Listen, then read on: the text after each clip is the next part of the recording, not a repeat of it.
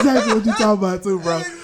Okay, look, I got a question. Exactly. I got a question, man. Yeah. But nobody want to question him. I'm like, gee, what is that, nigga? You can't just come up with magical words around me. I'll you. No magic words, nigga. Yeah. Let's go. All right, so look, my question I got for you, G, like you know the business, man, the music. Like, how big was it at that time? And I know to this day at times, you know, I got the live mixtape apps on my phone, so they always got notifications about an artist got a new release.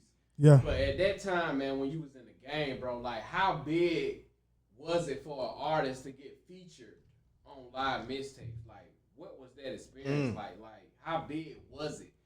Was it for a person that's like, damn, he gonna be the next person? Oh, yeah, this gonna be the next person they gonna blow. Like, what it was at that time, you know, when you was in the game, bro. Yeah, live mixtapes get a lot of traffic. I mean, back then to even now, that's where you went to look for the new mixtape. So it was definitely real huge when you got on live mixtapes. And back then, I mean, I don't know what it is now, but back then, yeah, you had to cut a check. That boy Dolph used to be on live mixtape. Yeah. A lot of the people that started popping, Right. 15, 16. Exactly. They was on live mixtape going hard. A lot of people been going hard for years. You don't even know them.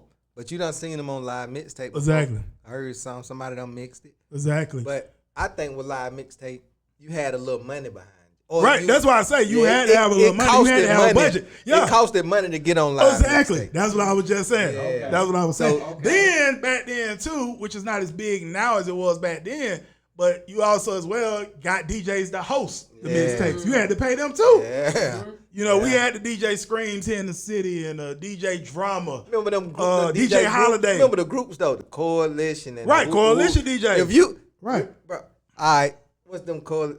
They pretty much ran the strip club scene and here that's the thing. in Atlanta. Say if you had a problem with one Coalition DJ, you got a problem with all of them. You ain't getting no play. You ain't getting no play nowhere. Exactly. That's just it was that what serious. it was. Yep. Like these DJ groups, these boys that was DJing Legion back of then. Doom DJs. DJs set their own standards and exactly. It was what it is. Can't be mad at them. And I'm gonna be all the way frank with you. I met with a DJ. I'm not gonna say his name, but I met with a DJ that was part of the Legion of Doom DJs. As a matter of fact, he was actually the head of Legion of Doom DJs. He actually used to spin records at a strip club back then called Dancers Elite. Like I said, I'm not going to say his name.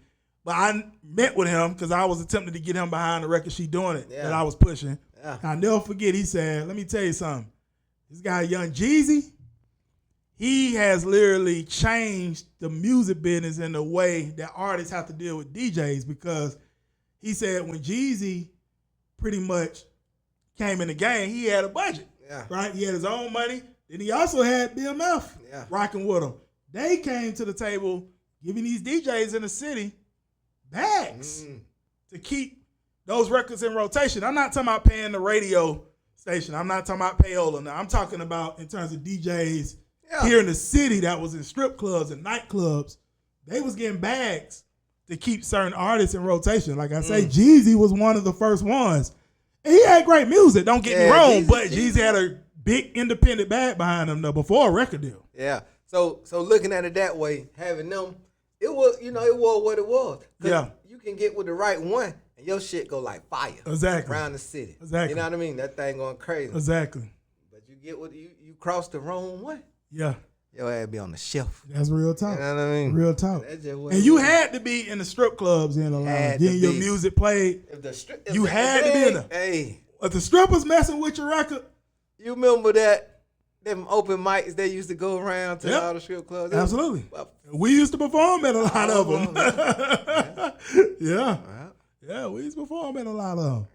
Definitely, man. That's them days you like, strip club, I don't even want to go to the strip. Exactly. Like, exactly. Because you know you go in there, you're going to spend some money. You feel me? You're going to spend some money, so you kind of dreading going, but you like, we got to do this, though, to make the music pop. The dancers got to mess with the record. The DJ in there got to mess with the record, and the people that's how you know you from Atlanta. When you dread going to the strip club. Like, man, this nigga in town, nigga gonna want to go to the strip club. Exactly. Oh, yeah. Let's go to Magic.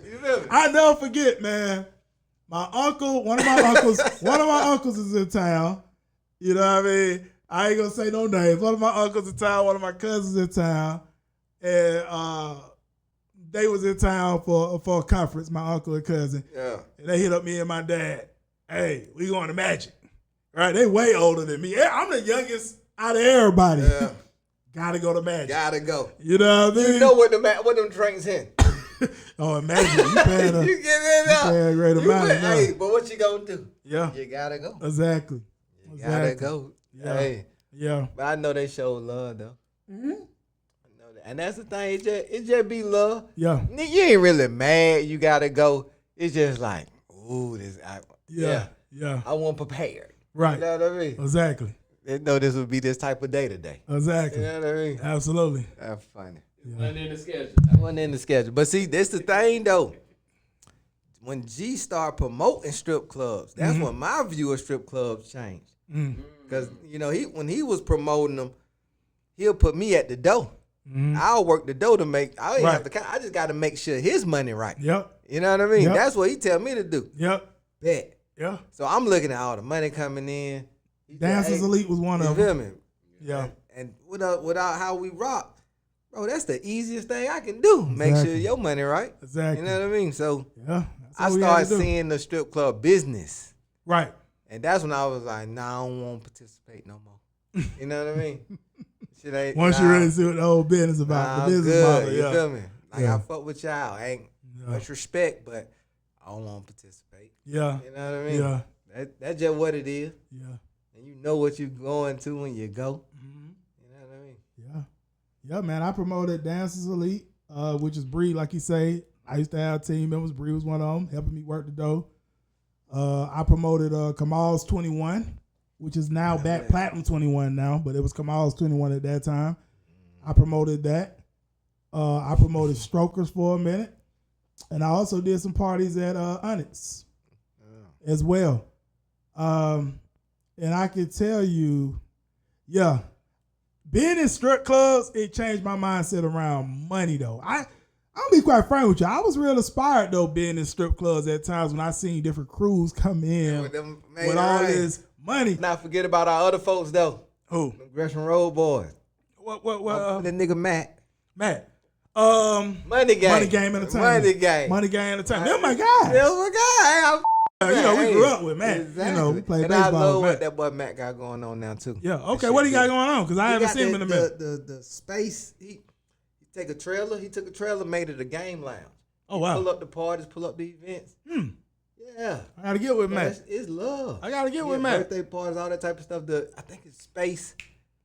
Damn, don't call. I got Matt. Don't hate me, just. But yeah.